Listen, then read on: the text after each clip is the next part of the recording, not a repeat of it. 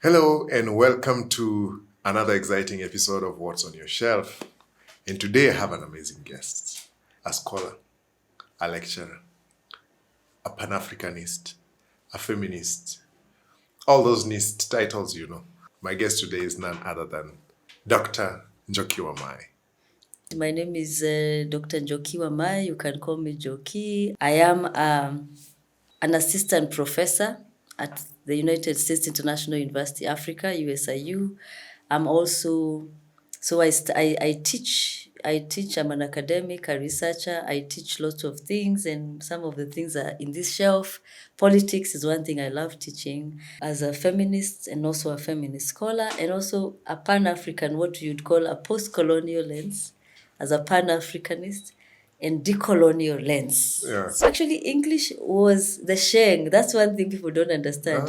English was the Sheng of Britain. Latin was a language for intellectuals in those 1200, 1500s.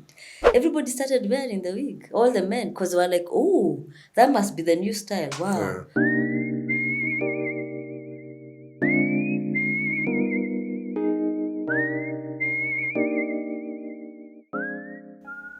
So you are a Gates Cambridge scholar. Tell us about that. Oh, Gates Cambridge. Yes, I was a Gates Cambridge scholar. I'm still a Gates Cambridge alumni now. So I studied at the University of Cambridge for my PhD. That's my graduation there at the University of Cambridge 5 years ago. I was awarded a PhD in politics and international studies at what you call the Policy Department as a Gates Cambridge scholar. So a Gates Cambridge scholar is basically a scholarship, the most prestigious scholarship at the University of Cambridge, especially in the humanities and the social sciences. It is a donation, huge donation that the Bill and Melinda Gates Foundation endowed Cambridge to. And it's a scholarship that looks at academic ability, people with the highest academic ability, people committed, which I really like, people who are committed to equality and social justice and social justice values. So it's not just you're a good scholar or a very brilliant person. Do you care about people? Do you care about the environment? Do you want to deal with inequality in the world? So those are the kind of people we had for the Gates Cambridge Scholars. And within that, I think, was it in 2016, I was also awarded what you call the Bill Gates Senior Prize. So scholars award the person who really embodies those values of the scholarship, academic excellence, social justice goals, which I was very proud of because while I was at Cambridge, I really invested in especially making sure that Black students and African students were recognized. Cambridge is a very white university, but of course, over time, things have changed. And I'm very, very proud also to have been part of that change. And not just me, there are so many other people who did so much work to make sure that the face of Cambridge, even though it's not quite changed as we would want it, at least there are so many Black students, African students who study there. Yeah. And if anybody watching, if you're interested in going there, you just need to get your grades right, good GPA, and apply. Let's also not limit ourselves. It's because I met people who had gone to Cambridge that I thought I could do this also. Yeah. Yeah. But when I'm looking at this, Yeah. I'll transition. Yeah. You seem to be kneeling down, and so much is going on in that photo. What's going on? Yeah, this was my graduation, which my parents attended. There's a photo there with my parents and my brother. And so it was so normally it's a graduation ceremony. And the graduation ceremony in Cambridge and Oxford is very interesting because they speak in Latin all through. You don't even hear a word. That's why if you don't know, I don't know Latin. Most people don't know. So you didn't hear anything don't hear they were anything. saying during your graduation? Can you imagine? They could be saying horrible things to you. And then eventually a bunch of you go to this is the rector or the person who is in charge of your ceremony, and you all hold one of his fingers. And then he gives you, I mean, all those things that now you have graduated and all that. And then each of you has to kneel and they congratulate you. And after that, you get your degree certificate on your way out. It's a very solemn ceremony. Yeah. I wish my mother ululated. She told me she wanted to, but I think she was too intimidated by Yeah. the solemnity. But I think it would have been a very good African twist. It sounds like a ritual. It's actually a ritual, and you don't hear a word. I mean, you hear words, but you don't understand anything. But anyway, they've been doing this. Remember, this university has been there since 1200. Yeah, 1200, and I was graduating in 2018. They've been doing this. This is the graduation since then. And what makes these so-called old universities is tradition. Yeah. Some of them don't make sense, but they know that through tradition, like every year, that's why people want to go to these universities, the traditions that they've upheld. People want to feel like I'm part of that history. So I think that tradition, because somebody would say, why are you still conducting an entire graduation ceremony in Latin and people Yeah. can't even hear? I mean, And you're in the UK. Thank you. But also remember, Latin was a language for intellectuals in those 1200, 1500s. English was the Sheng. That's one thing people don't understand. English was the Sheng of Britain. And not say England, because Britain is an amalgamation of 3 different nations or 4.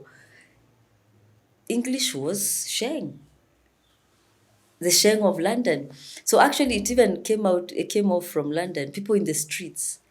But by that time, you can imagine the 1500s or 1400s, because people who considered themselves upper class and educated, they spoke French and Latin. In the UK. Yeah. And serious people went to France, that's where intellectual stuff was. And Russian also, Russia. That's why you have all these Russian writers. I've always asked myself, because why every time you listen to a description or the stem of an English word, it's borrowed from a Latin word. So every time I kept asking myself, why is English always borrowed from Latin? Also, Latin, remember, was the language of the Roman Empire. The language of the rules, the language of intellect. The early intellects then, of course, were speaking Greek, the Platos, Aristotle, but also Latin. And then it moved to Latin, became the proper language. French also was up there, but English was never an intellectual language. It was language ya mtaa, ya wasee wa street. It is surprising how then that language ya mtaa ilikuja ikasambaa the whole world. Amazing. But I mean, it's not surprising. We know why. Colonialism and the British Empire, and how big the British, I mean, it always amazes me to date how such a small island, and Britain is exactly half the size of Kenya. That United Kingdom island, it's half the size of Kenya. So how such an island became such a powerful force and colonized like 3/4 of the entire world, including even the UK, United US. States, exactly. Yeah, it's amazing. And of course, English was that language now, which was Sheng yao walitumia to colonize the rest of the world. And even now, think about it. If you don't know English, you really lose out on so much. There is Latin America. So was that the origin of Latin America? Because now that begs a lot of questions in my head. I mean, Latin as a language, I'll need to read more, but I know it's something to do with the Roman Empire, and that's why they're called, is it the Roman or Romansh or something, the Latin languages. And Latin was the basis of so many languages, but mainly, especially, if you study French and you study Spanish and Portuguese, especially Spanish and Portuguese and Italian, it's very similar to Old Latin. So this formed the basis. So I think when these languages were proliferating and growing, Latin was the base. And then English, and that's, you can see English is Sheng. Otherwise, it would have similar bases as much as it does with languages like Portuguese and Italian. English now is like a mix of everything. You'll have, just like sharing, all sorts of words joining. Yeah, but maybe because this Latin American, Spanish people now went and Portuguese went to Latin America, then they would, it became, this is the place where we are speaking the more Latinized or the more Latin languages, which is Spanish, Portuguese, Italian, as opposed to English, as much as English is also based on an Italian, on a Latin base. Yeah. So during your time, because you've done excellently Thank you. academically, was it something you saw coming? Is it something you knew you'd get to? That's a very good question. I always loved books. I always is it a nerd or a geek? What do you call those people who just like reading Yeah. and talking? But I think I I was always one of those bright kids in school. So I would be number one or number two. Number two most of the time. Or number one, but all through primary school, high school. And because of that, I knew I didn't know I would get a PhD and say go to Cambridge, but I knew I wanted to study till the end, wherever the end was. And then I go to uni and the career, the degree, and that's the challenge also. Maybe we need better, what you call career counseling models, because this career counseling in Kenya or in high school or even among parents, because now I'm a university lecturer, so I talk to lots of students and their parents, is all geared towards the professions. Everybody's like, you need to become a lawyer, you need to become an engineer, you need to become a doctor. And the professions are good and they're important, and most of the time they guarantee you employment. But most of the professions, because they don't teach you how to think, critical thinking skills, they don't help you expand knowledge. Everything in professions is known. This is what you do for Yeah. this is what. If it's a lawyer, these are the cases. This is, or if it's a doctor. So, but when you go beyond, whether it's through research or trying to study more, you really get to understand the world. You really get to understand why things are the way they are. And I think you become a better human being in society. As a human. So we need to first understand our humanity, ourselves, and then we're able to understand how then do we better our humanity. Yeah. And you can only do that through the humanities. Though I started off as a pure scientist in my undergraduate at the University of Nairobi, before I went to King's College at the University of at King's College in London through the Africa Leadership Center. That was very influential also in helping that trajectory, where I met mentors who have really been very influential in my career and also becoming this. So also I think meeting a mentor like Professor Olonuchaking, who is the Deputy Vice Chancellor now at King's College London, where I did my master's, because then it shows you, okay, I had no idea what I wanted to become, but I could become like her. She looks a bit, cool, and I wanted to, to get a PhD, and also I wanted to do good, and so knowledge that also helps people. Yeah. And especially the disadvantaged, the women, human rights. I was always an activist from youth activists. So we're the people who wrote the National Youth Policy, the first one. And I sat in the National Youth Steering Committee before the National Youth Council. So also that I wanted something or a career or to study, but in a way that could bring everything I'm about together. My activism, my love for knowledge, my love for knowing, and also impacting. Yeah. Yeah.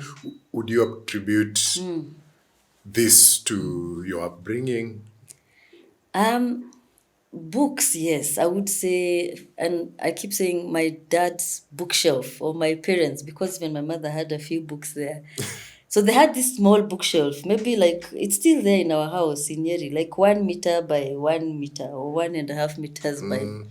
And in that bookshelf, it's I had, of course, we read the books that, I don't know whether you also read the Famous Fives, the Nancy Drews Yes. in primary school. But it's in that bookshelf I started reading African writers, because my dad was trying. I mean, by then he had already given up his dreams of, he was a teacher also. He's now a retired, very active farmer.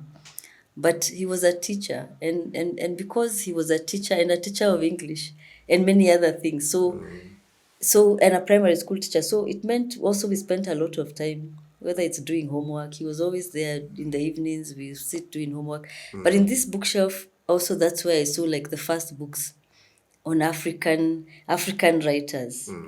So after reading all these Nancy Drews and Enid Blyton, what was his name? Famous Five, that were talking about snowflakes, which we had never seen. You remember? Yeah. Snow and bears. You know, things we, for us they were so alien. Yeah. Like you've never seen such things.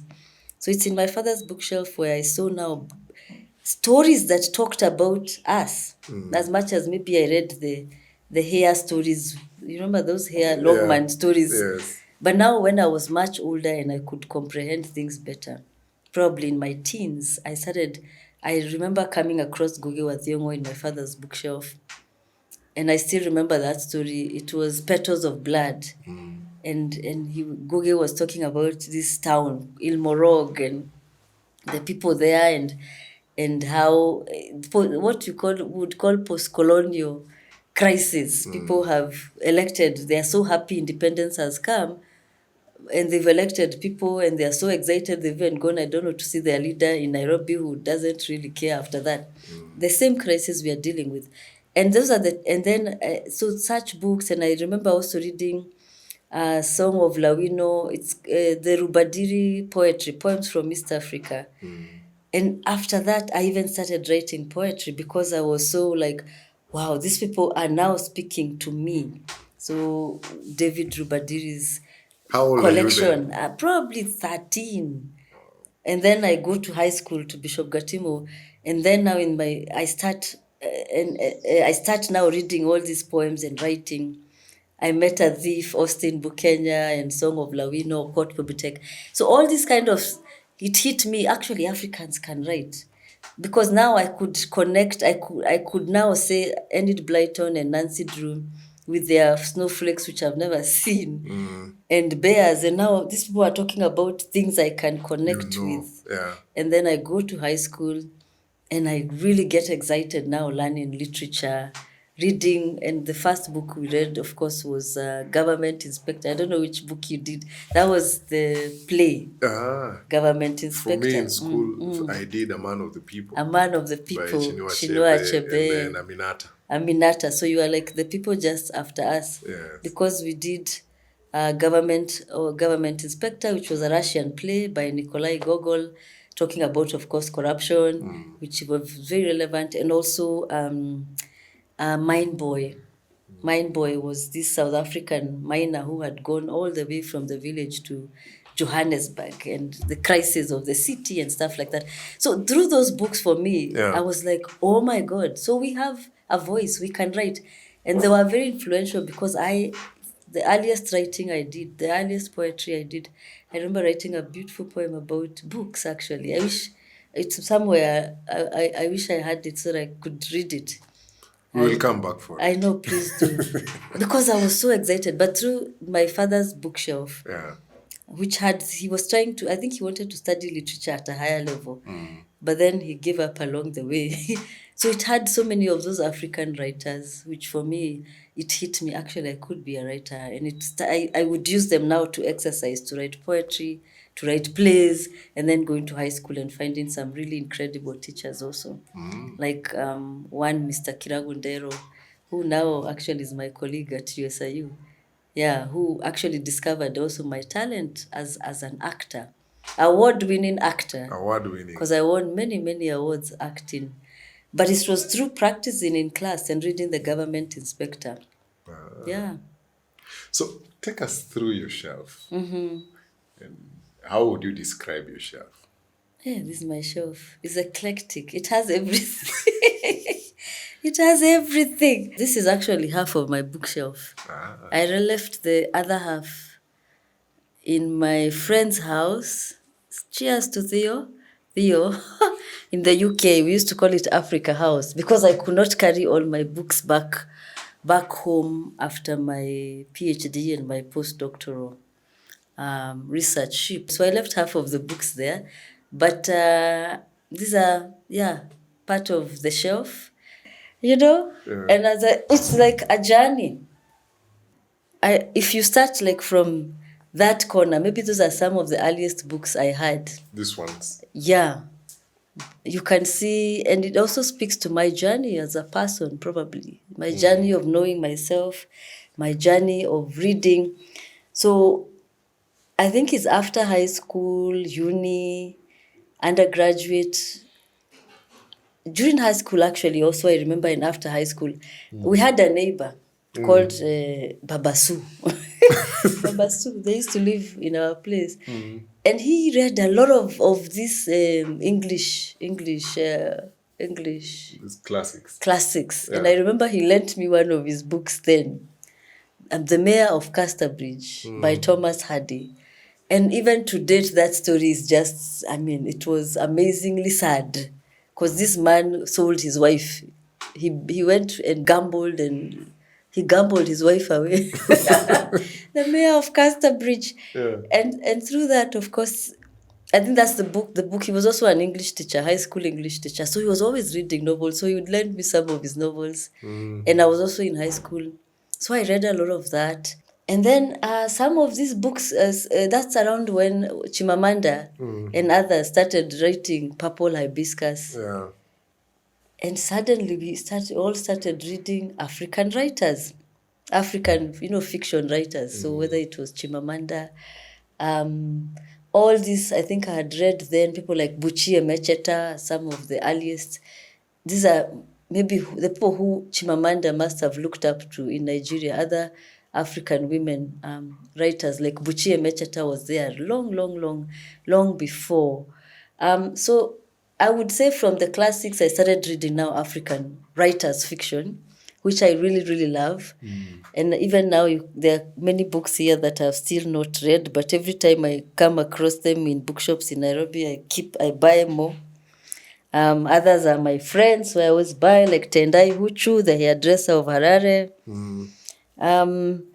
So Alan Mabanku, one of also very, very interesting, from Congo Brazzaville. Yeah. Alan Mabanku. I moved also to the UK in 2008.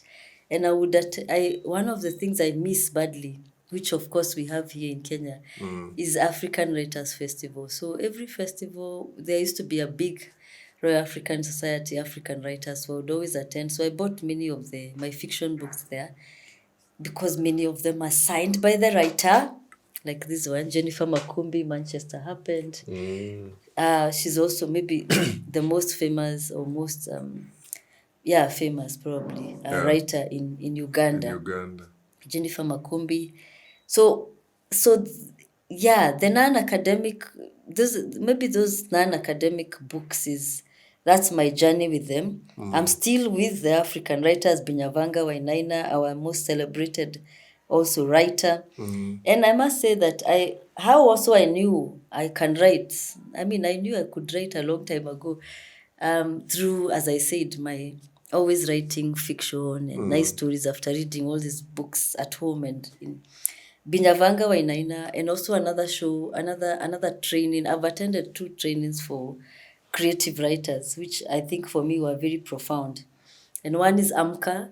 AMCA is AMCA, like Wake Up, Space for Women's Creativity. And I want to actually urge all young women or any woman out there, AMCA is a space that it helps women write.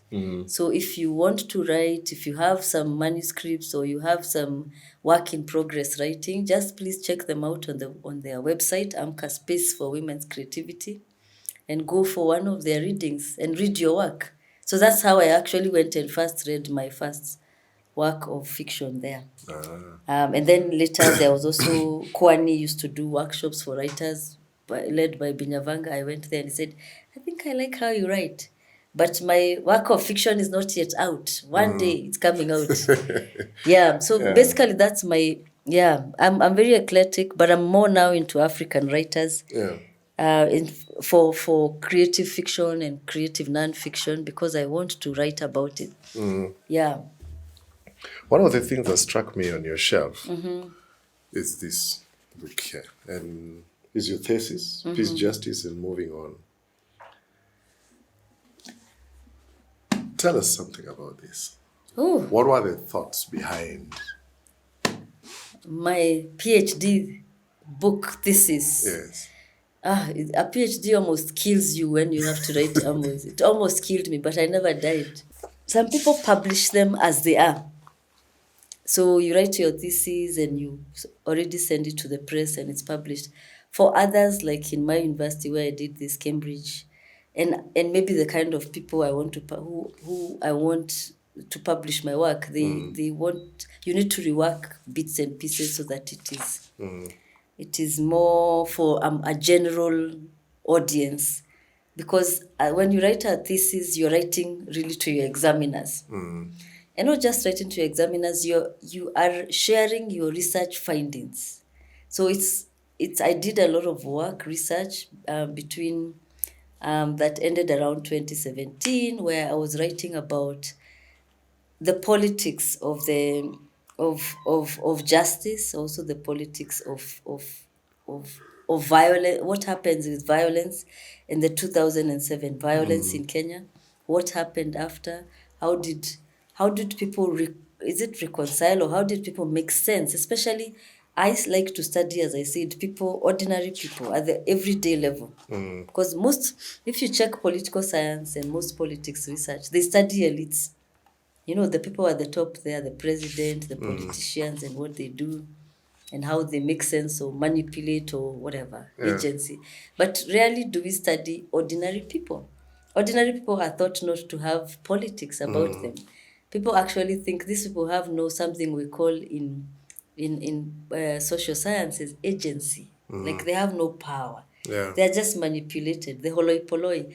And it's not just people, contemporary thinkers, even classical medieval thinkers, as far as Socrates, they thought, we cannot trust ordinary people. He called them the holoi polloi, these hustlers. So because we can't trust them, I'm not sure even, those were the debates even in political science. Yeah. Should we allow equality? Should everybody be having an equal vote? Should the doctor and the sweatshop or the sweet shop owner, this person who is selling sweets, should they have the same vote? Do they have the same, will they make the same, do they all have the same exposure and information to make sound decisions about governance? I focus on the ordinary people that people often ignore. Yeah. And in this research, I was looking at these ordinary people, what happened to them after the violence in 2007. Yeah. I like what it says. The study explores the local politics and how victims and residents responded and related to the interventions by the International Criminal Court after the post-election violence in Kenya in 07 or 08. Do you feel like the ICC had, I don't want to say influence, but has it, because I'm also looking at even current, has it changed anything when you're looking at the people you talked to during this research? Did ICC inspire anything or project anything that informed decision-making processes for that ordinary person? Of course, directly it did not, because, the ICC or international justice is complex.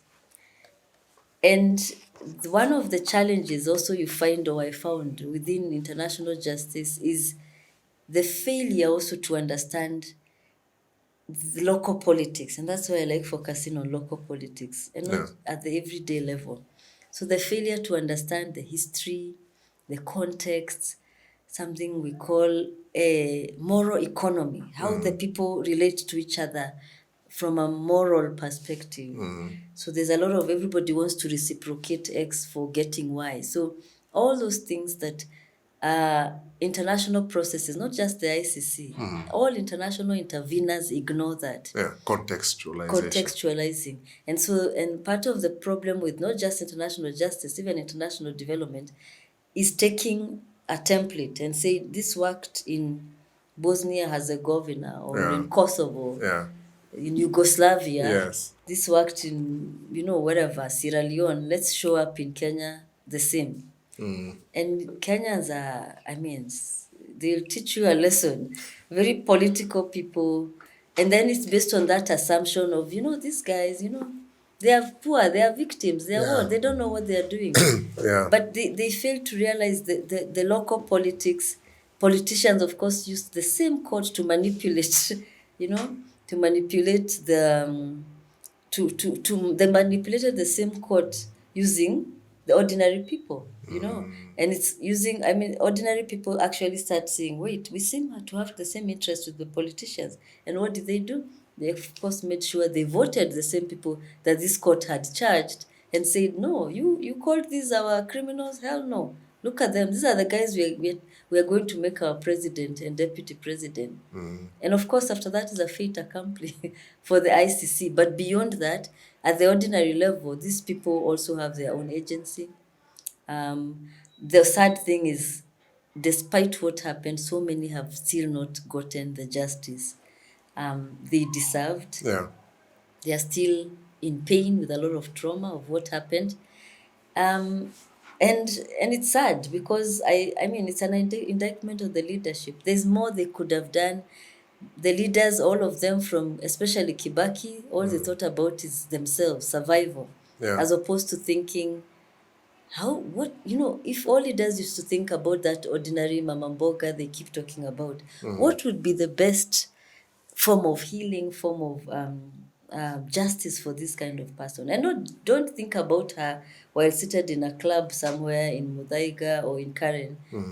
Go down there, and that's what we researchers do, and listen to those people. What do they want?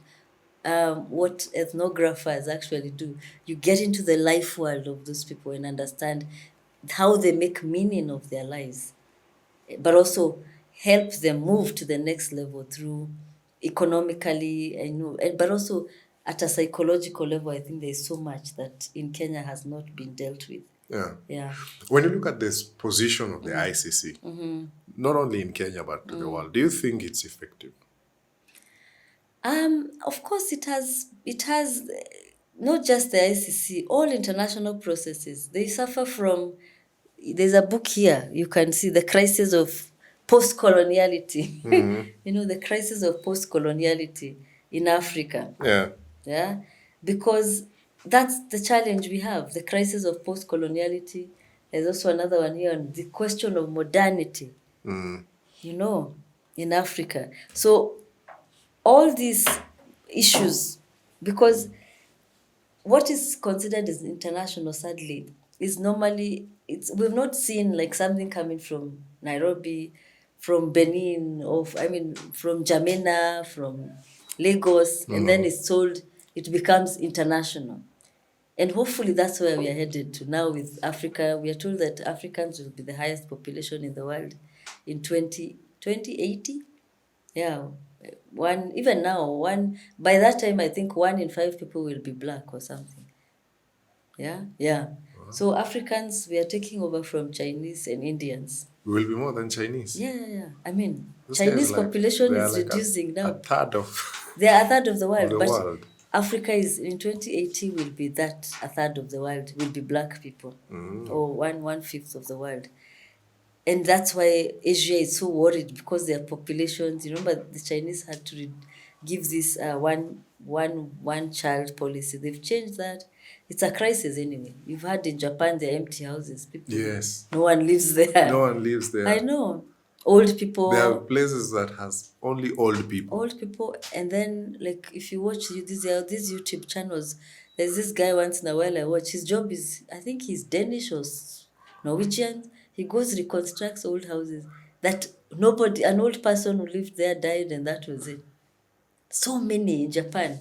But anyway, that's the world. And also younger people have refused, especially women are refusing to be in traditional marriages. And so it's African men need to listen to that and start changing themselves to like sharing domestic work and, you know, doing all those kind of things. Because in Japan, the women have said, no, if that is the deal, I'm not interested in marriage. So, or in Asia, in South Korea, all these things are going on. Anyway, but in Africa, I think culture is heavy. Yeah, I don't think the men will anyway. But change, society changes. The Yeah. thing we're talking about post-colonial crisis. Because of that post-colonial crisis, what we call even post-coloniality or post-colonial theories, they start challenging this idea of, they look at the assumptions that countries that were formerly colonized, not just countries, people like us, or Asians, or, you know, people who are formerly colonized, and the kind of baggage they carry to put it in a whatever understandable way, the baggage we carry as colonized people. Yeah. So But much. even if you look at the Constitution, I it's know. entirely. Oh God. Okay, thank God the Constitution, even we had time to write. The law in Kenya. Yes. People are still going to jail for laws, especially the penal code, Yeah. the criminal code procedure, based on the London or the England of like 1500. Can you imagine? Britain, sorry, not Britain, because you know there are many nations in one. Yeah, England England. moved on from those, you know, Yeah. backward penal code. Kenyan judges, look at the funny, ugly wig they wear, looking like clowns. In a hot, like, can you imagine, like the way it's hot right now? Yeah. Today somebody was wearing that. You know, if you go to the Royal Courts of Justice in London, there Yeah. at the Strand, Yeah. you don't even see those judges wearing those funny horse wigs or sheep wigs, because it's sheep. Yeah. And there's a reason why they wore it.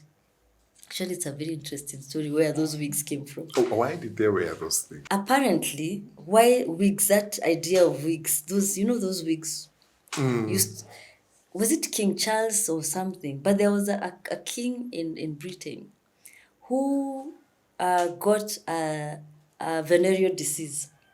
So he got a he had gone to he went so he went to he got a venereal disease and his hair started falling off, and he decides, oh, I'm going to go to, I mean, they used to go to they, you know, they were all related. England, you had to marry people in France and Germany and Spain and Portugal, so that once you're all related, you don't fight a lot, so you don't acquire more of each other's territory.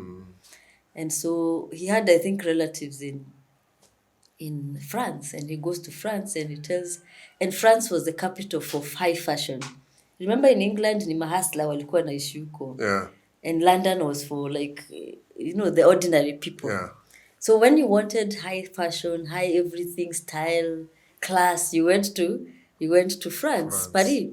And so when his hair starts falling off and he has to go back and still look elegant like a king.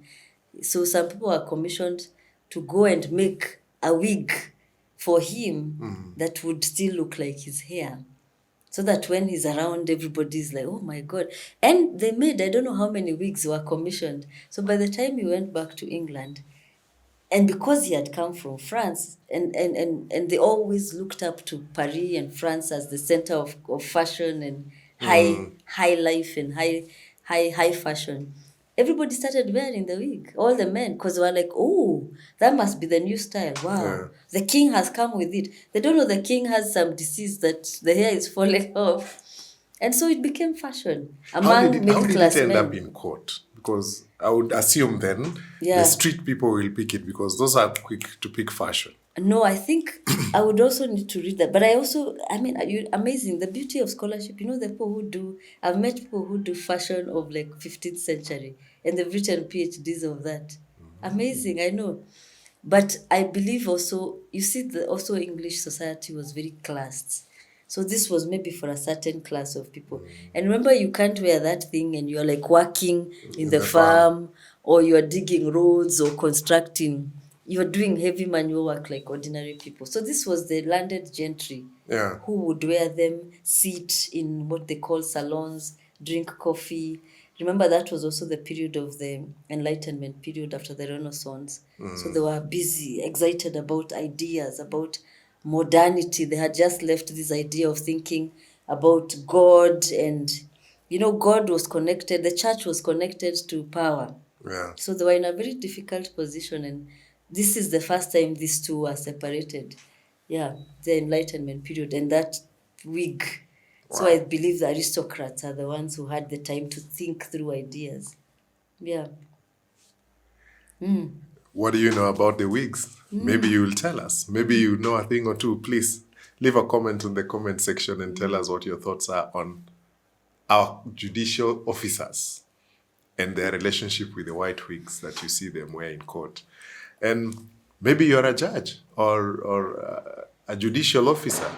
Enlighten us. Tell us what you think about those wigs and why we still wear them, yet the originators no longer use them. But remember, this podcast is also brought to you in association with the Kenya National Library Service and Nuria Bookstore, who are the custodian of Kenyan literature.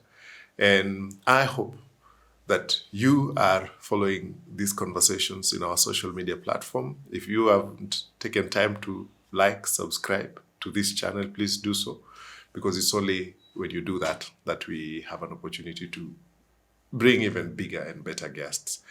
But also on that conversation, just concluding on the ICC, when I look at the world, I feel like the ICC looks at Africa differently. Because if I look at Africa, if I look at some of the leaders who've been taken to the ICC, when you look at the rest of the world, there are leaders who've done worse. Yeah. And right now, when you're looking at the war in Gaza between Israel and Hamas, when you're looking at the war in Ukraine, where dozens of people have died. Yeah. No, of course, you're right. And that's why the IC has lost a lot of its legitimacy in Africa. You remember in 2013, many African countries threatened a mass walkout after what happened with Kenya and the ICC.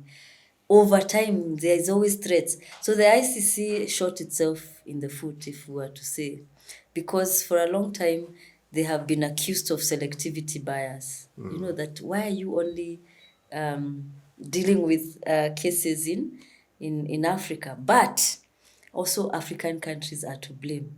Because what happened, the ICC is a court of the last resort. Of course, sometimes you could have the prosecutor, like what happened in Kenya, start the case by themselves, proprio motu. But the ICC is the last case, is the last court. And it's part of this complementarity principle. So you should have exhausted all the courts in your country. And once you exhaust them and you cannot get justice, especially for criminal cases, then you go to the ICC. So many of these, why you will not find Europeans there? Their systems work, right? Yeah. Their systems work. You today, some of the things that happen in Kenya, you see blackouts. You remember when we've been having, even I saw a blackout just There was a yesterday. blackout, right, during the president's speech. Exactly. In many of these countries in the West, the minute like you have a blackout today, you remember the blackouts we have that would extended even, was it 2 months ago? A day, two. Yes. The Minister of Energy could have resigned that morning. Yes. The next day when, because he has failed us. And not just him and everybody else Yes. running the show. Because you can't keep telling us, oh, this one, I don't know, there was a fault. It means you have failed. Yes. So in such countries, already the systems are working to hold everybody to account. And not just the systems working, everybody feels accountable. I remember once, was it like there was, when I was living in England and there was so much snow. So the minister of was it in 20, can't remember which year, but anyway, there was snow and the roads were impassable. And it was only like one of the main highways. That morning or the next day, the minister of the transport resigned because he was asked why. Yeah. Why didn't you make sure? Because before everybody has predicted the meteorological whatever department. Yeah. There's a salt that they usually have. These huge lorries that go pouring salt that melts the ice. So they could have done that. So they resign. And even if this person was taken to be charged, there would be no monkey business up there. I don't know, there's Judge has been corruption. bribed, I yeah. don't know whether at the police level, at the judiciary level, like we hear. So there was nothing. So we are to blame. African countries, as much as the ICC look selective on Africa, is because our systems are not working. So there's never, like, who has ever been charged, who is a sitting minister, and even if they are charged, they're always out after a very short time. Yeah. Yeah, and now you can see, like, the ones who were charged in the previous regime are appointed in the next The one next as ministers. Yes. So it's a good argument we make, but we need to sort ourselves first. We need to put our houses in order, especially the justice system, and the justice system for elites. Because that's why everybody's like a chicken thief. Even is why should we have chicken thieves in jail? And right now Kamlesh Patin is gallivanting in around Africa and in Dubai, now corrupting some other people. He moved to Zimbabwe To now. Zimbabwe and He's Dubai. a key consultant. I know, for gold. For gold. So you can see. Otherwise, Kamlesh would be in jail. Would be in jail, yes. Or even if he's not in jail, he would not have even that money to even start another life doing the same things. What is the role of the citizen in this whole thing? As a citizen, we have a lot of responsibility to first understand our politics, to first understand, and not just the things we learn. You have a civic duty to challenge injustice, to report. Many times we are the ones bribing police, we are doing this. When you hear, hey, kuna deal fulani, you're the first one to be like, hey, sign me up on the deal, tenderpreneurs and what have you. And so you are likely to obstruct justice, to obstruct what is right, because for you, I mean, you got something. But why? I don't blame the citizen. This is, again, this issue of we have not distributed resources for everybody. If everybody had a decent house to live in, if everybody had health care, there's a national healthcare system that works, that even if I got the worst disease, cancer, and I mean, I will not sell my little plot 50 by 100 somewhere, or the house I have, I'll not sell my cows. Yeah. The state will take care of me, and it will take care of me till the end, and I will not even die, because the state, even if it takes to importing the best drugs for me, it will do it. That's what happens in countries where people, the elites care for their people. They are not misusing public money, like 1 billion a day for state house, as we had the other day. Yeah. So if everybody had like decent healthcare, decent public education system, look at the amount of money now Kenya spend on the private system. Yeah. Because our public system, as much as we went to public schools, is no longer decent. You won't take your children there because, so till we put that in order, and it's only the state that can do. Yeah. Healthcare, education, housing, if at all that's what the right thing they're doing. If they can do that, then employment, and not just employment, but good employment or opportunities for an income. Young people need to have hope with their lives. Now the people I teach, they're just like, I don't know what will happen to me. Yeah. That's not a nice place It's to be. not a good place And in to Africa, we have the huge youth bulge, a huge population of young people. Most of everybody in Africa is at the median age is 20. Yeah. In Kenya, it's 19. Uganda next door, I think it used to be 11, now it's around 17. In Europe, the median age is 48. And when you have a median age of 20 across Africa, around 20, that can bring conflict, because those are young people with no employment. Yes. If there are grievances, you can see all these books on greed and grievances. Yeah. If there are natural resources, like now that's why there's armed conflict, like in DRC. In DRC. Because there are natural resources, young people, those 18, 20-year-olds, no hope, no nothing, a messed up education system for years because of so it just 1 minute and there is war. It just requires a trigger.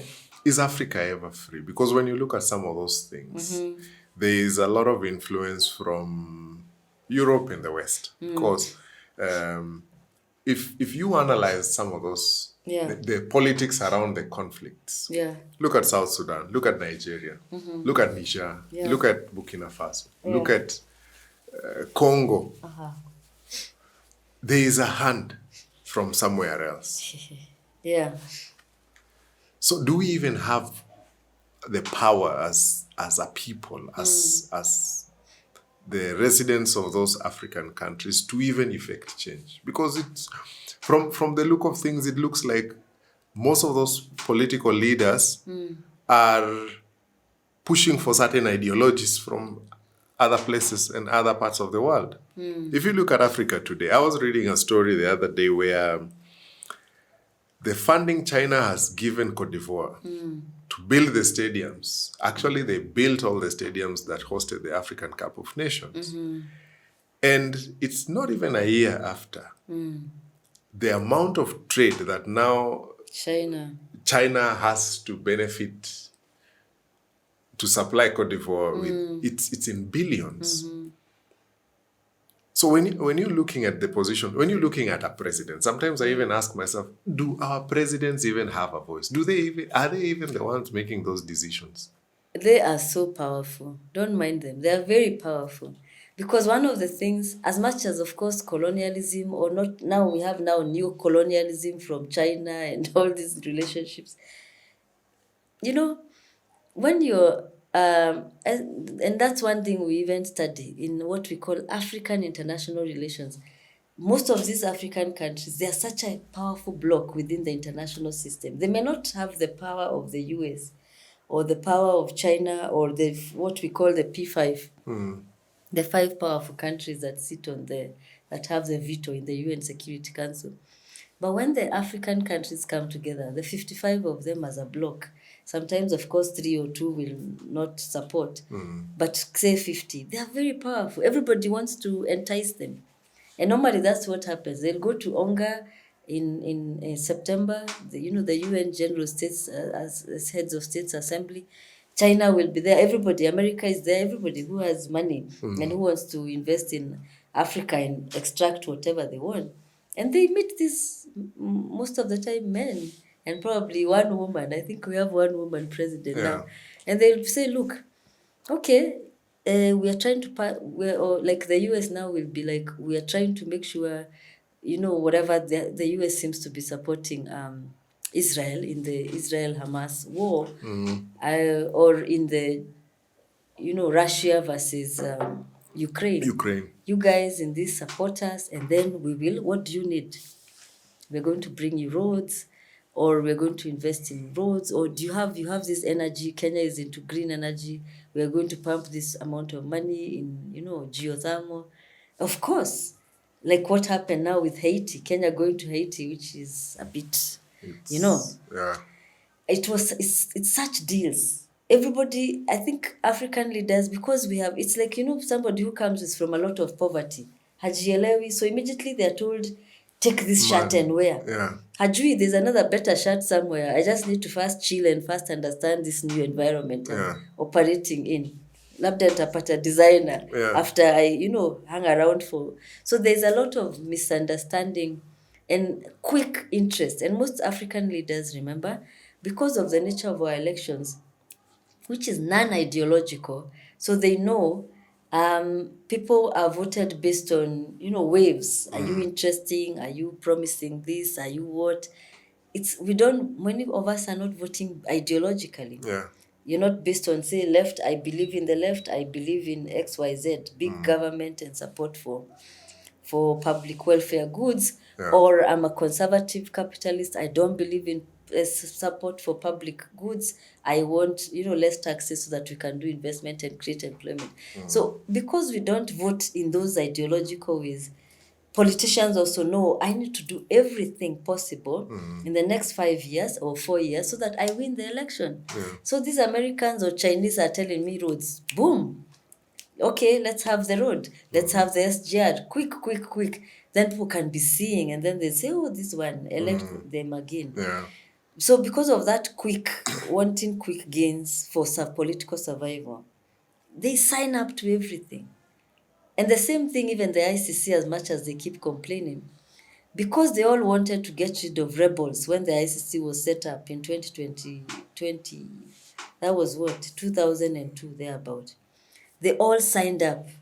So they were the first to sign up. Kina Museveni, they wanted to get rid of Kony. All these people in DRC wanted to get rid of all the rebels. Yeah.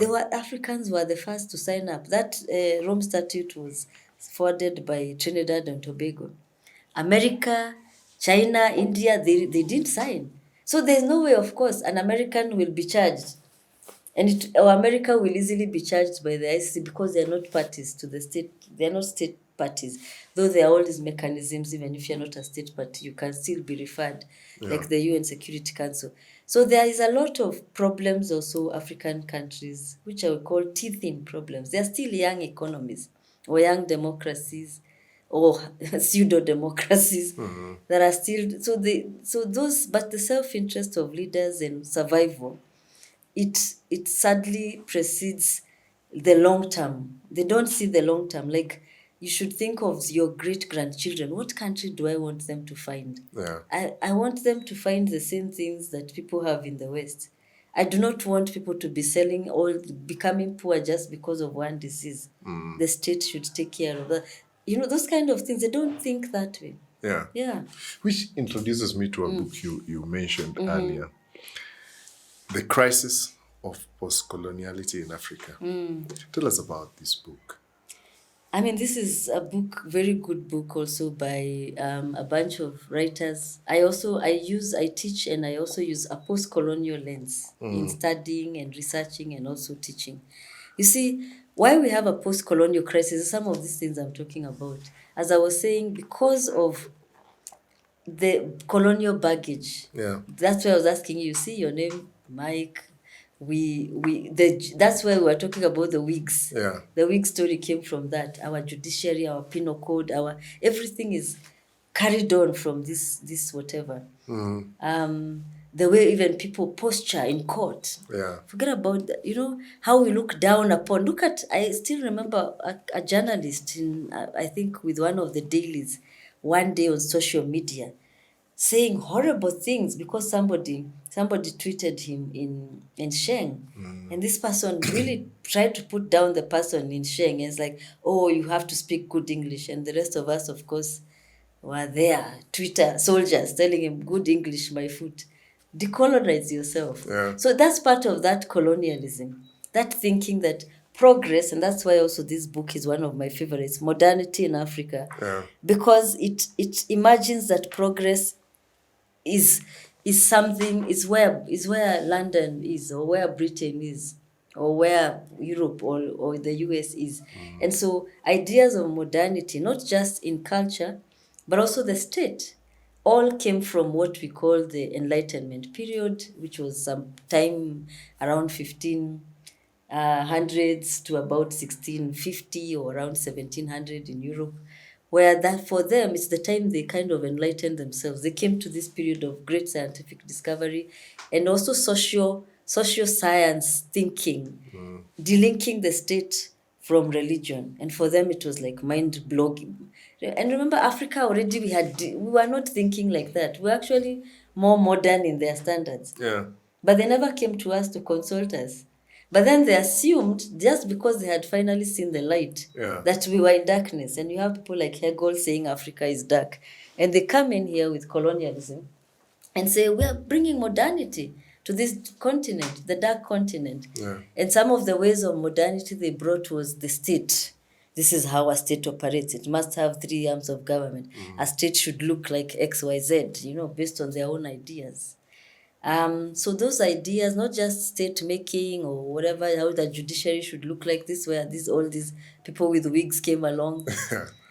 It was sad idea of justice, That's why then justice was to do with an eye for an eye, based on their own ideas, retributive justice systems, where offender, there's an offender and there is a victim.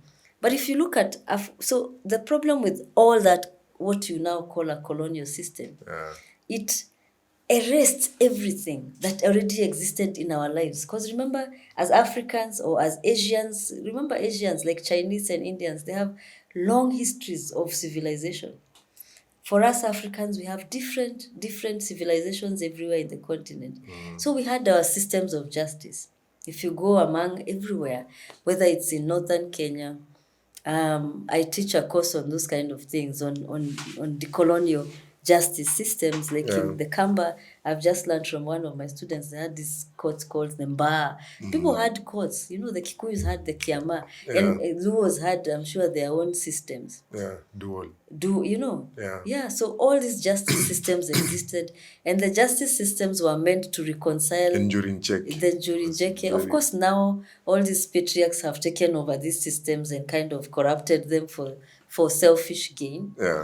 But going back to those traditional systems, I'm not saying we should go back, but that's what the judiciary is also trying. That's why they've introduced what they call the alternative dispute resolution mechanisms, because they're saying, wait, we cannot just use this. And that's why it doesn't quite work all the time.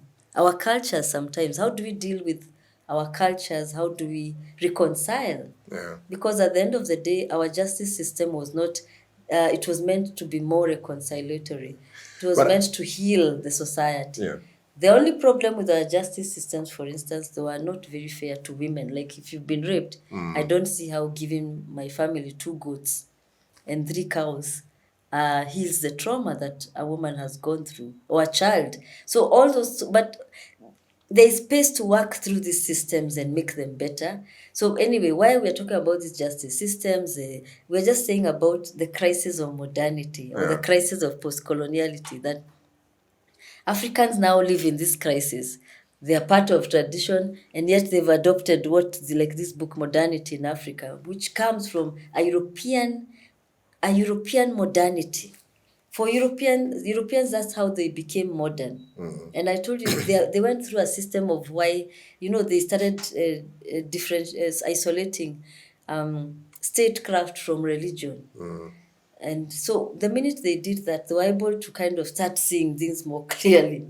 But they assumed the rest of the world was in darkness like them. But I mean, Africa was even more progressed in many ways, even in our own statecraft, even though we didn't have the state, again, based on the idea of the state.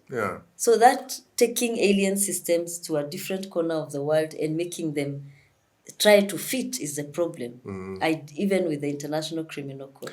Actually, I was speaking to another gentleman yesterday he's also writing a book on Gor Mahia. Wow. And he was talking about how Gor Mahia had studied the South, it was called South Kavirondo, the South Nyanza ecosystem. And in fact, when the white man came, he's the one who helped them appoint chiefs in that region. And then you ask yourself, because it means this gentleman must have come to these places before. Yes. He must have met these people before. And he knew how those small kingdoms and territories worked. Operate. And that now begs the question, because when you're looking at it as ourselves, we're talking about alternative dispute resolving mechanisms. Our people believe that I will only find justice if we go to court.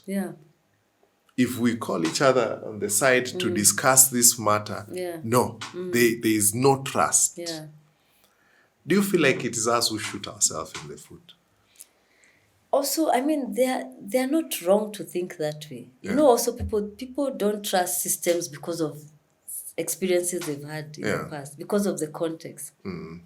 Like, I have friends who were attacked the other day. I think sometime. And the case changed according to the police. So by the time they went to money had passed and the police had changed the story. And then instead of taking the case to court, the police starts calling them and says, why don't we have this alternative justice system in the police station? And of course, everybody becomes so suspicious. Kenyan police, they do not have a good record of doing the right thing. So a lot of work needs to be done, again, by the state, by all these institutions, in making sure we are speaking to the systems to gain legitimacy, and you cannot gain legitimacy overnight. Yeah, Yeah. you need to work at it. I want to link this crisis with this, the political economy of armed conflict. Yeah. Because this, I feel like now when the white man left, Yeah. and I remember Ongare Maathai describing us as we are doing even worse than the white man was doing when they were here. And this, I think, is what has contributed to the rise of armed conflict in Africa. But journey with us through this book. I think this book, I bought it when I was doing my master's in London. Actually, one of my lecturers is also an expert on the political economy of armed conflict, because I did a master's in conflict, security, and development at King's College. So, I mean, just actually, the best example of what is going on with this is DRC currently. Yeah. Because there is actually a political economy. And political economy is the interaction of, political goals or motivations for conflict, and also economic. So when you have, for instance, people profiting from war, that's what really the political economy analyzes. So many wars, why they go on forever, is because some people are profiting economically. So like in DRC, we all know the diamonds or the many natural resources that exist. Some could even be charcoal. You've heard of certain armies also profited, I don't know, from charcoal. Yes. Because oil is hard, because oil, there's a scholar actually who's written extensively on how every natural resource influences the type of conflict. So the kind of natural resources that are need huge capital investment, like oil. You and a bunch of rebels cannot be able to extract oil, because you need those rigs, and it's a lot of money. And so normally the kind of conflict such oil will motivate is sabotage. Like what used to happen with the, what do you call it, in Nigeria with Boko Haram. But Boko Haram operates really in the north. But in the Niger Delta, there were these other groups. So all they used to do is cut the rig or sabotage, basically. So that kind of conflict doesn't go on for so long, because, everybody's on your case. It's the state that probably has power, or some external investor with a lot of money. So your conflict may not go on for so long, but you can. And you could see that, of course, in Angola, between Dos Santos and this other man in the north who had diamonds, and then Dos Santos had oil. So each of them now. And then when you have natural resources that are easily mineable, like alluvial diamonds and those kind of resources spur conflicts that can stay forever, like what happens in DRC. Because you just need to go to some corner, start digging, extract, go and sell. Yeah. So those conflicts can last forever, because then they provide the resources needed to continue with the conflict. Yeah. So that's really the political economy of armed conflict. And it's a big deal, because part of many of the conflicts that have gone on in Africa, it's because of the political economy. Yeah. And it may not necessarily be those kind of visible natural resources, but also corruption. People profit from corruption. Profit from that. Exactly. Cutting trees. Yeah. Yeah. I remember there's a time I was interacting with the former DPP for South Sudan, and they were here. They're trying to, Kenya participated a lot in helping South Sudan just take shape and in Nakuru. Yeah. Is it Nakuru? Yeah. And he was saying, like, there is a point where they didn't have laws, and one day they intercept like 10 trucks of like, was it sandalwood or something? Yeah, like some sandalwood. Yes. And look at the mahogany that comes to Kenya from DRC. Yes. Because there are no laws. And those 10 trucks were actually heading to China. Yeah. And then you see now he's saying at that point, you ask yourself, there is no way that Chinese ecosystem knew that these things would get out Yeah. unless there's somebody locally Exactly. who is facilitating that to happen. Yeah. You know, Yeah. and you see now for us as a people, I think when it gets to that place, especially when you're talking about conflict, we ethnicize. Yeah. And now we start looking as like right now there's been a very big debate of there has been two tribes that have led the country for since independence, and people now are starting to question: can we have other tribes participate? Yeah. People have questioned even how the appointments have happened in the government, and we've ethnicized. And that now even introduces me to this book that I want to use that to the thing, Kenya Bridging the Ethnic Divides. By Alice Nderito, Yes. our current United Nations as advisor or undersecretary on genocide Yeah. and hate speech. I think she wrote this when she was working at the commission, at the National Commission Yeah. Tell for us about integration. this one. I mean, of course, it's called nation building. We have to build the nation. And one of the greatest challenges in Kenya, we are still not a nation. Increasingly, of course, with young people, there's a lot of people feeling we are a nation. But somebody once said that Kenya has been a nation like twice or thrice. At independence in 1963, when everybody was like, yeah, to we kick out the Mbeberu, Yeah. we start self-government. So that was once. Probably after 2002, when people kicked out Moi. And after that, people don't see nationhood. Because what is a nation?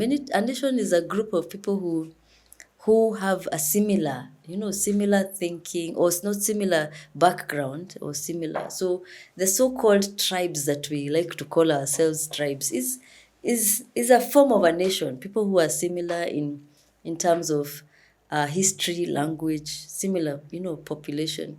But even if the nation and that was the nation in Europe that was imported to Africa. And that's why I'm saying this idea of our post-colonial crisis. Because the nation in Europe, you would find the same people of a similar background, language, all living in one territory called France, or England, or Ireland, or Scotland. Each of them is in their own corner. So there are no conflicts because they are similar people.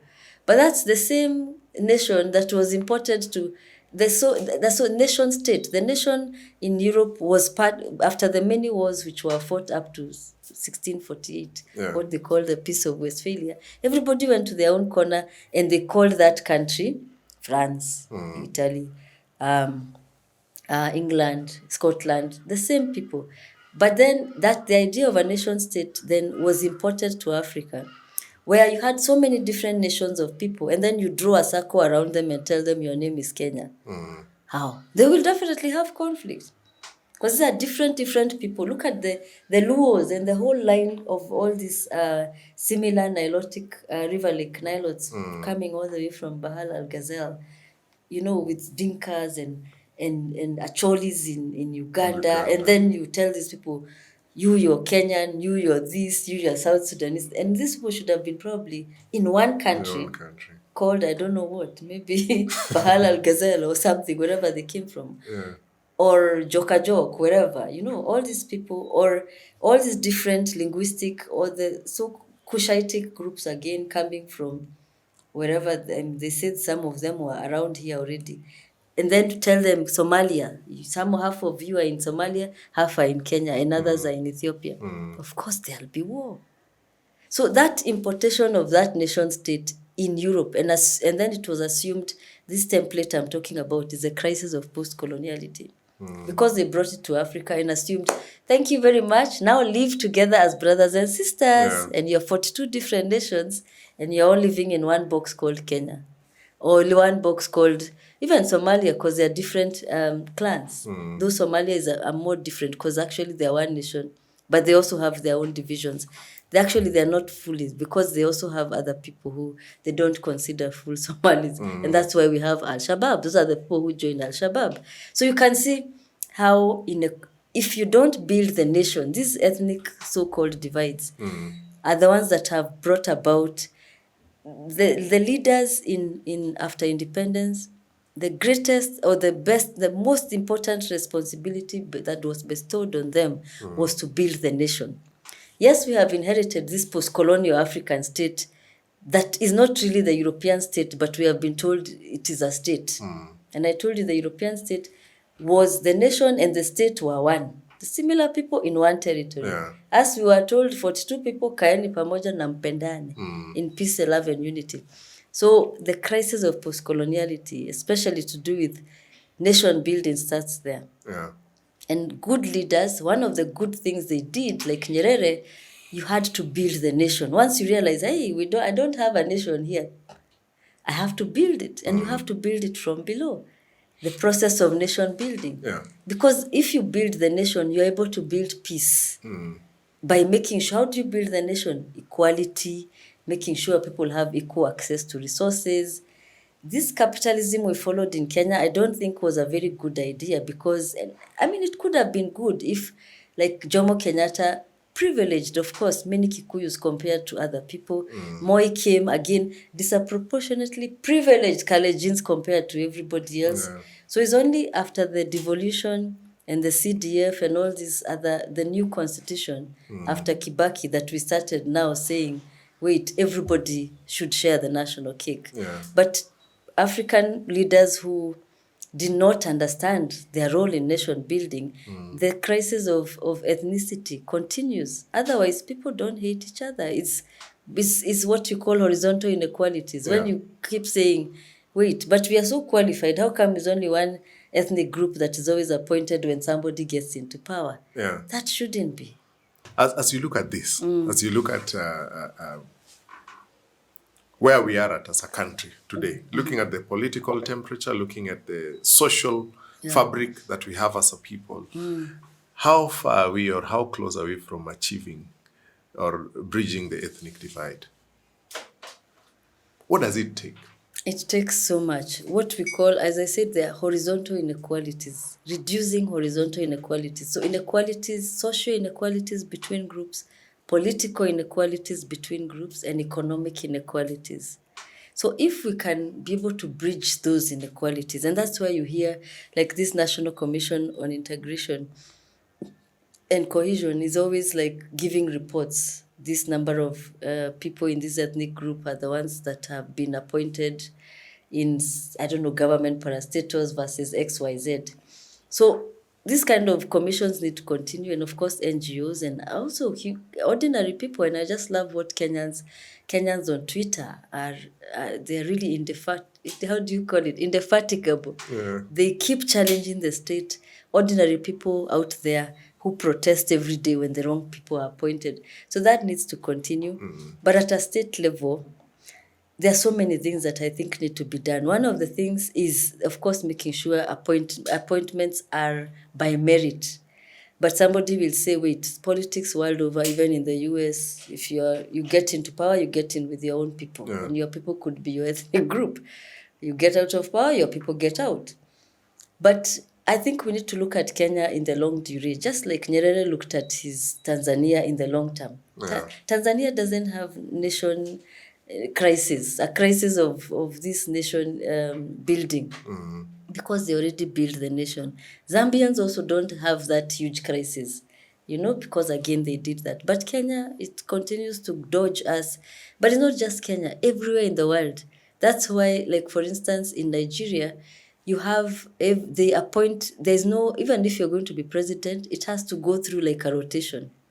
Tinubu, it was either Tinubu or this, it had to be two people from the south this time, because it's been in the north with Buhari for the last, I think, a couple of years. It was Buhari and the other guy. So now the presidents had to come from the south. So till we get to that level, so whether it's like, and it's a crisis everywhere. We also need to re-understand governing is a crisis everywhere. Political equality, how do we ensure there's political, we deal with this issue of horizontal inequalities, dealing with politics. Yeah. And that's what I'm saying. Like Alice, I think, has said also in that book, how do you make sure resources are governed equitably?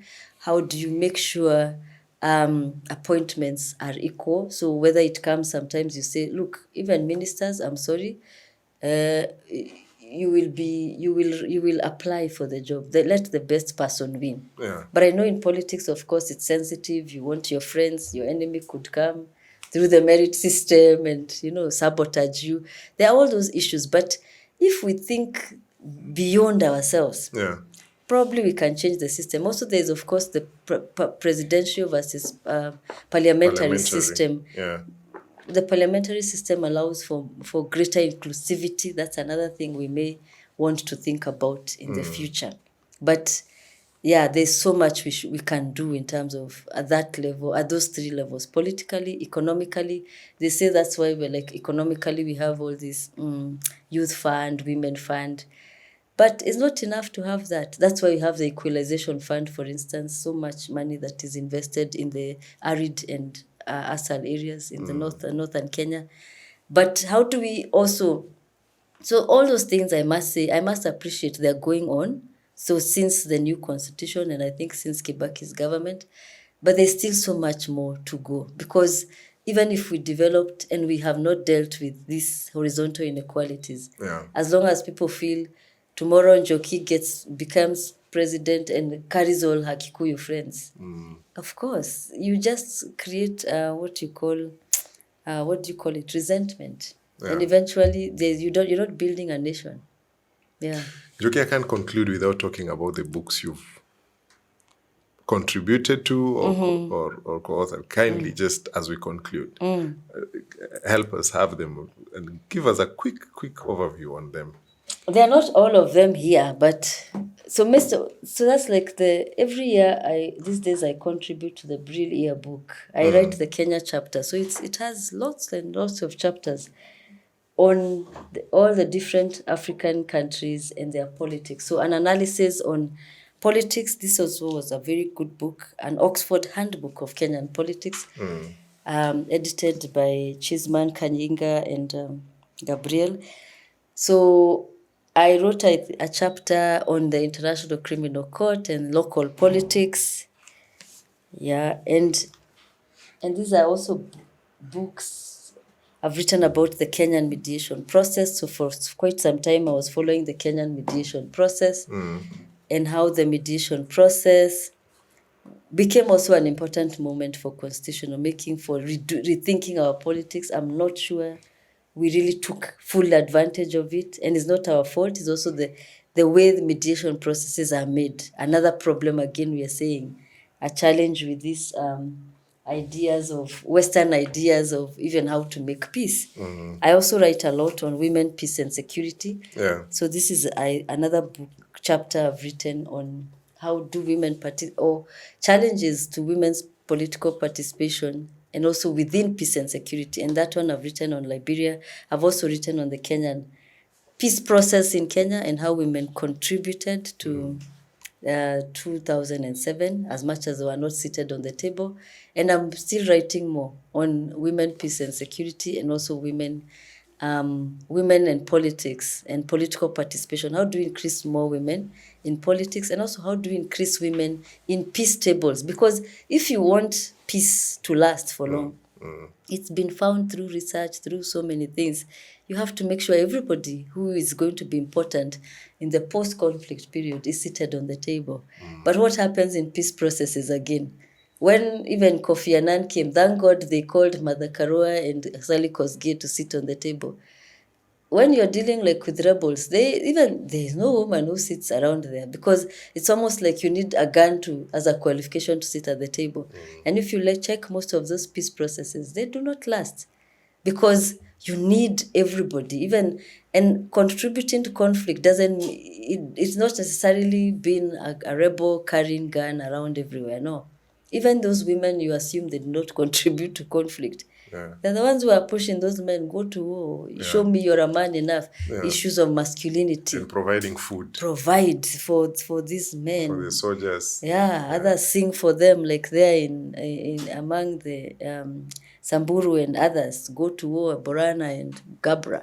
So all those kind of things. So we need to start, and that's why also I use a feminist approach to not just peace building, but also in politics. Yeah. Because we need all of us to sit at the table, the political table, the peacemaking table, the conflict resolution table, if we are going to move our continent and move our country and hopefully get to a place of peace. This birthed the affirmative action conversation. When you're looking at the Kenyan context, there are seats that were reserved for women, like the women rep seats. Yeah.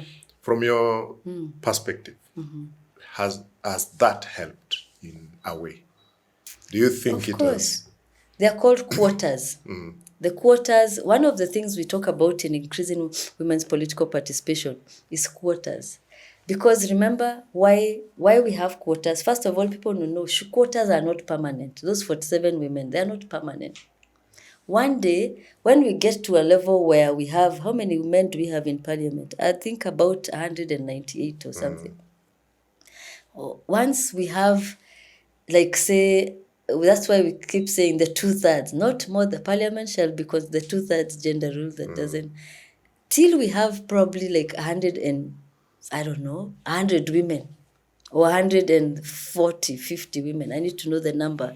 Then we will not, and if and these women are elected, not through the quota, not through the 47, but you go to Kisumu West, or Central, you get it.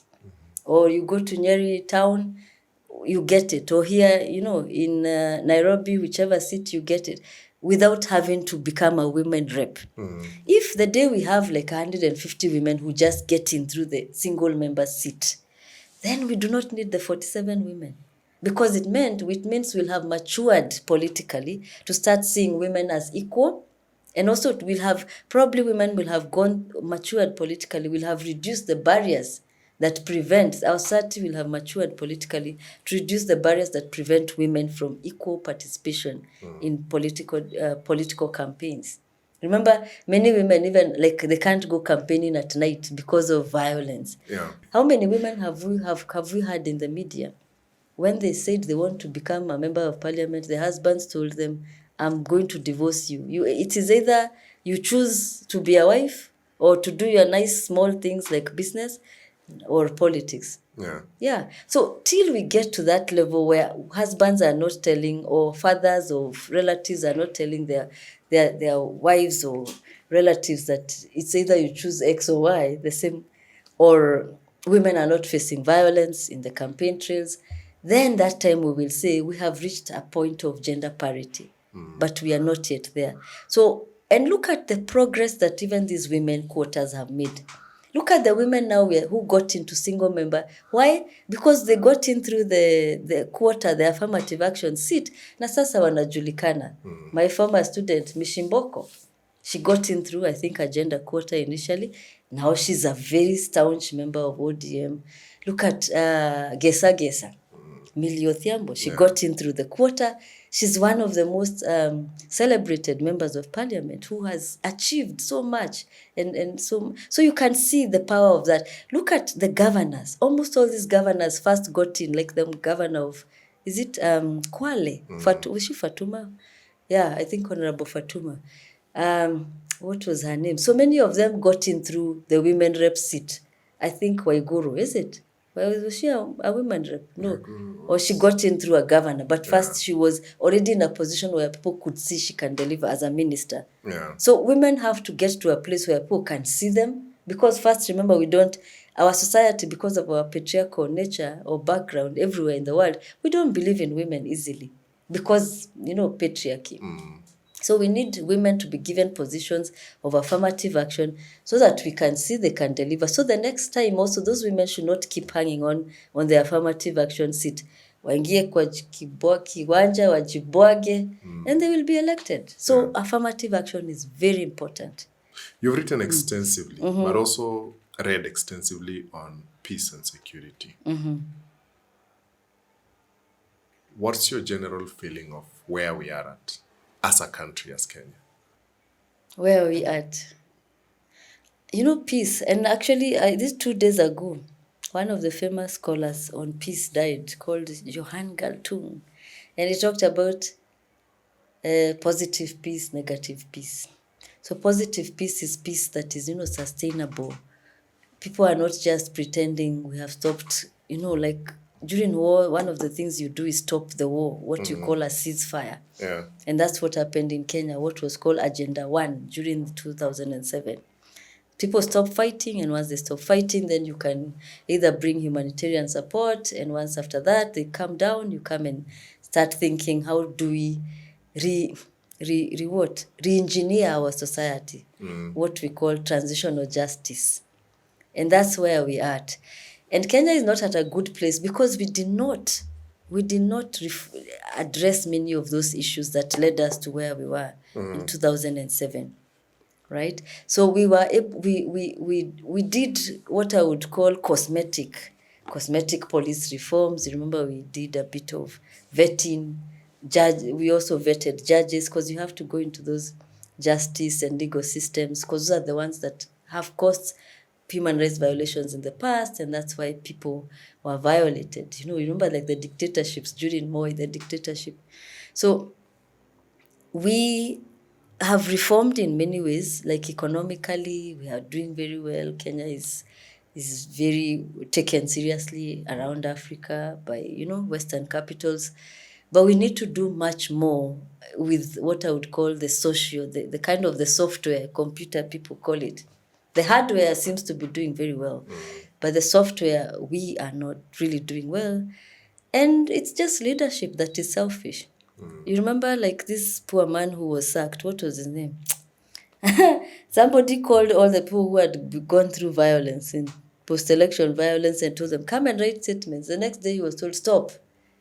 That is not, nobody who did anything during the post-election violence has ever been charged for anything. And that's part of the crisis. So if you don't deal with justice issues, even forget about at that top level, where people are saying, that person, I can still see my cow in my neighbor's house. I can see now it has given birth, it is in the third calving, the third whatever generation. And look at me here, I'm still so poor, I can't still send my child to school. So if such things have never been dealt with, a society can never really move on if you don't deal with truth. That's why today, if you go to Germany, for instance, because of the Holocaust, which happened almost now, it's 80, 70 years ago, they even have a museum of truth where you can go and see even the truth. If the person who committed bad things against you or your family probably they were jailed or disappeared, at least a truth. People are encouraged, come and tell us the truth. What happened? That's why Rwanda went through what they did. After the genocide, they did what they called gachacha. And a gachacha was a hybrid of both a truth-telling process and also a justice process at the community level. So because we have never dealt with those issues, you will keep seeing a lot of what you call now negative peace. Yeah. People are like, yeah, we are peaceful. There's no war, but it's not positive peace. It's not sustainable. It is like a bandage over a brewing wound. Yeah. Yeah. 2 last questions. You're one of the voices behind Black History Month. Tell us about that. Here in USIU, I'm the patron of the Black History Club. Or is it a club or a society or a committee? Yes, so they organize USIU, remember, it has its origins from an American university, though this now is a Kenyan university, fully fledged Kenyan, but it's still, USIU has both. It's accredited by the Commission for Higher Education in Kenya, and also the WASC, Western Association of Western Region kind of association in the US, in California. It has accreditation. So because of that history, and also the 2 amazing African American women who did so much to set up the university, that's Lillian Beam and Frida Brown. Frida, who came after Lillian. Of course, Black history is celebrated in the US every February, and it's really there to celebrate the invisible and to appreciate the invisible role and achievements of Black people. Remember, up to about 1970, Black people in the US were not recognized as humans. Even they could not vote. They didn't even have right to vote. That's why people like Malcolm X, again, who we're celebrating today, or people like Martin Luther King also, that comes from that 1970s. given the role that all these people are playing, because black people had no recognition. And I know as Africans seated here in Kenya, we can be like, but those are people so far away. They are not connected to us. No, all black people, if in the spirit of Pan-Africanism, and as a Pan-Africanist, we share the heritage of all people of African descent and we celebrate them. Yeah. Because we are not celebrated by the world for a long time. And of course, now because of Black Lives Matter movement, there's a whole movement again about decolonizing everything. So increasingly, even Westerners and Western allies and white allies are all saying, actually, what happened for a long time is wrong. Yeah. We need to recognize the efforts of Black people. And for me, even this idea of blackness, even going to study in the UK and especially in Cambridge, which was quite white, it's when I realized, yes, thank you, I am Kenyan, I'm African, but everybody just saw a black person, that black woman, that black girl. That's all they know. Oh yeah, and I was the only black person in the building then, before my other colleague from South Sudan came to town, and an Ethiopian. But I was the only black person, and actually it hit me. Actually, yeah, I'm black. I never thought about it seriously because I lived in Kenya. Yeah. And it's when I embraced a lot of my blackness. And through that, I also started a movement there, co-founded a society called the Black Cantabs Society, where we started documenting the lives of black people who had been to Cambridge, but they were invisible. So you sit in these huge halls that have these huge, like almost that picture, huge pictures of white men hanging over you, and white old men, and one maybe white woman. And then I would ask myself, what is this place? There is no black person who ever studied. Why can't we have pictures of also ourselves? And I started a movement because of that, and a society. And one of the proudest moments was actually having the first Kenyan who studied in my college, which is called Queen's College. His story was written on the website, and he's a very, very celebrated insect entomologist, scientist, and he studied at Queen's in my college in Cambridge in 1959. He started the ISIPE. If anybody knows the ISIPE is the most important insect research center in the entire Africa, and it's right here in near USIU in Kasarani. Yeah, ISIPE, and his name was Professor Ransley Odhiambo, right? But he was not being celebrated anywhere. Yet because of him, so many farmers in Africa had been able to achieve food security because he had brought all these non-biological ways of pest controls through his research, through bringing money together, researchers, and setting up ISIPE. Yeah. But he was nowhere to be celebrated. Yeah. I think I like that because most of the time you don't realize how big of a problem it is until you travel. Yeah. And when you're out there is when now the skin color becomes such a key factor. Exactly. Even in conversations. Yeah. What gives you sleepless nights? Injustice. I hate injustice. Injustice. Yeah. And that's why at the core of me, I'm an activist.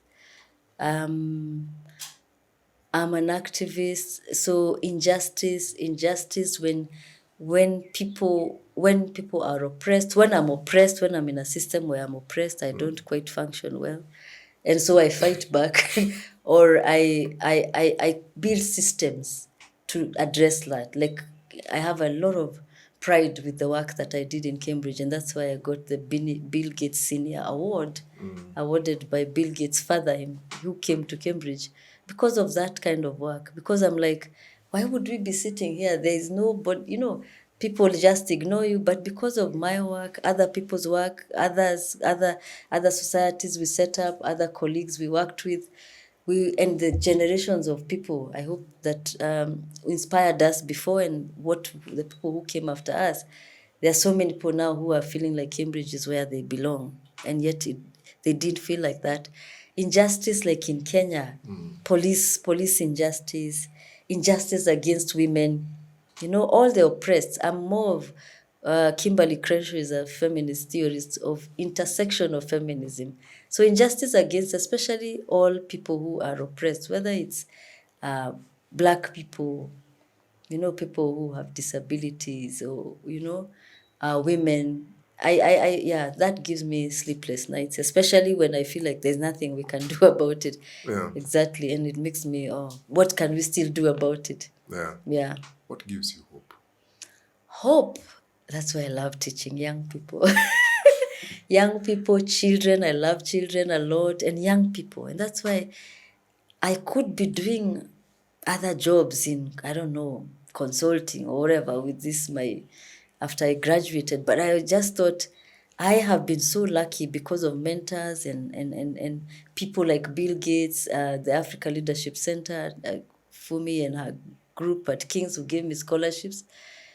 And because of that, I have, expanded my world, been to like 40 countries across the world, traveled, met so many powerful people and those kind of things. Yeah. And so I wanted to bring back home that, so that not everybody is like, oh, I want to go to the West. Look at Africans Yeah. dying across the sea, and it's young African men. So every year I am a visiting professor at the Universitat Chaume with my colleague, Professor Fatma Ali. And we go to that university, and there are so many, of course, Gambian and Senegalese men around Spain. In Spain, it's in Spain, where we teach in these peace masters. And I'm always seeing these Gambian men and Senegalese men who came, they came through the boat. And I'm always like, if the resilience was a person, it would be a Gambian man or a Senegalese man. Because I'm like, these young men, and I speak my bad French and I talk to them all the time to try and get their stories. And I'm always like, that also gives me sleepless nights. The horrible politics we have in Africa. There's one who told me he tried 3 times. The fourth time is when he succeeded. First time, I don't know, they're arrested, they go back, another time, a lot of drama. And I'm like, that's such a huge risk on your life. It's like, I would rather die than go back to this continent. Yeah. That gives me sleepless nights that we have politicians who don't think, that people are ready to risk their life dying, leaving the continent because of our nonsense here. So, but oppression and that, like hopelessness of young people. So also young people give me hope and that's why I teach, to give many young people hope. Yeah. To encourage them to teach differently, to make them critical thinkers, to challenge their state, to make them better human beings, hopefully. Yeah. To make men more sensitive, so that we can have a more egalitarian world, to make women also more think about also how to challenge gender relations and also how to also bring equality in gender. Yeah. I think also African men have so much they carry. We need a more equitable society. That's why You're I young. teach. You're young. When you're talking about young people, we consider you Young. I am not 20. I'm talking about less than 25. Yeah. Yeah, the ones I teach, undergraduate, that is. We celebrate you so much, Njoki. Thank you. And thank you so much for making time to sit with us today and share with us your wisdom. Guys, we didn't even have a chance to go through a quarter of some of the books that put a smile on her face when we were looking at her shelf. But you've been spotted as, I should have talked just about those 3 books I was saying ones. were very, very influential in my Yes. thinking, and I would really encourage people to read them. Which Edward Said, Orientalism, also talks about, it talks about basically post-coloniality, and this crisis of a West that is up there, and all of us are aspiring for that. I will not talk about them because we have to go. Yeah. Michel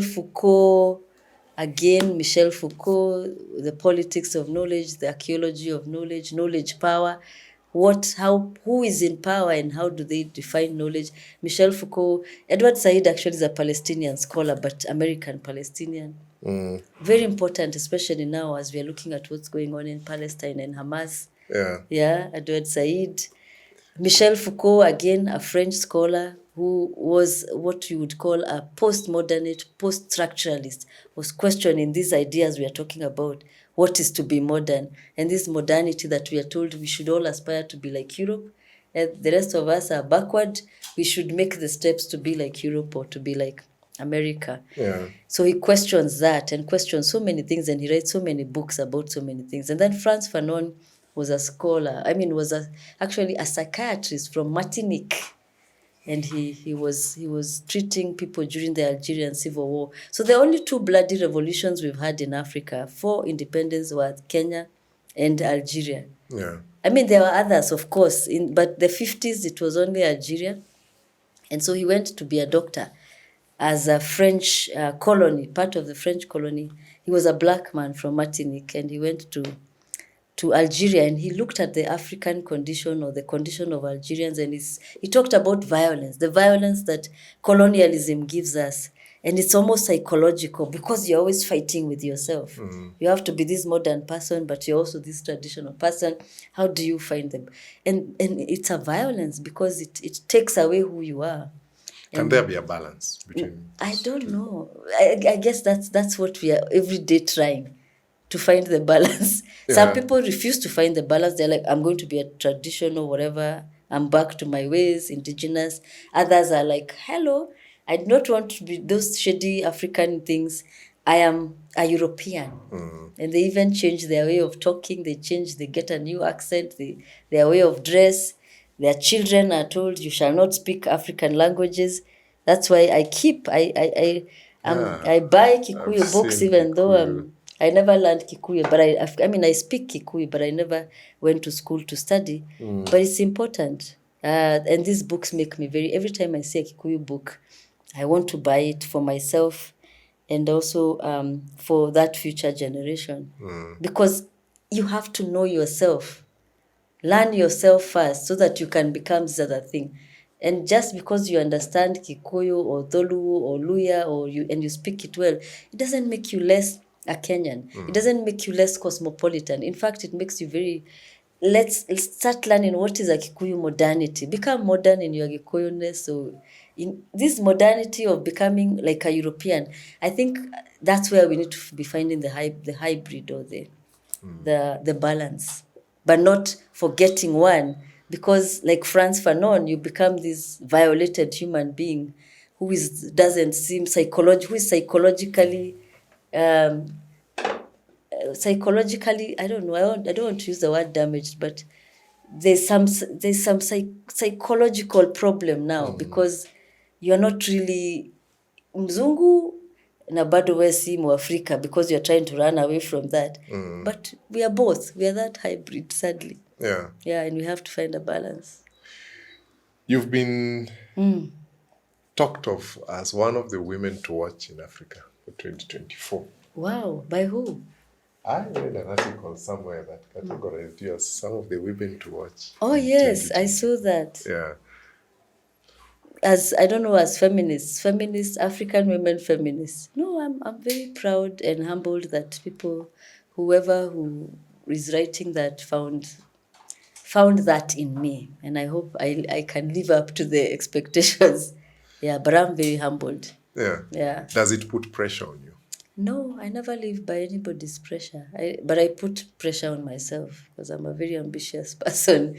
And sometimes I feel like, I'm not really pulling my weight, but other people's pressure, to be honest, do not pressure me. Okay. Yeah. Thank you so much for allowing us into your space. Thank you so much for giving us an opportunity to share with you. How can somebody find your works?